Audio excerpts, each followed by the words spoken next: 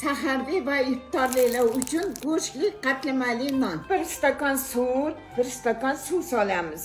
Tuz, choy qoshiq razli hitr solamiz. 800 gram un solib, endi qorib olamiz xamirni.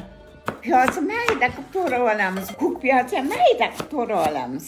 Xamirimizni to'rga bo'lib, yarim soatga tindirib qo'yamiz endi. 200 gram qiyma, tuz, zira solib, qiymamizni aralashtirib olamiz. Margarinni eritib olamiz. Xamirlarimizni ketma-ket yoyib olamiz. Eritilgan margarinni surib olamiz. Qiymamizni 4dan birini surib olamiz.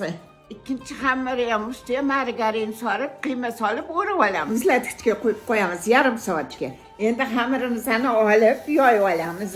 Tuxumni sarig'ini qatlama nonimizni ustiga surib chiqamiz. Ustidan vilka yurg'izib olamiz, chiroyli bo'lib chiqishi uchun. 180 gradusda pishirib olamiz. Buni qaraylik, chiroyli pishib chiqdi.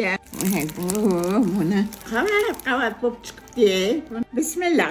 Voy, shunaqa mazali chiqibdi bolajonlarim.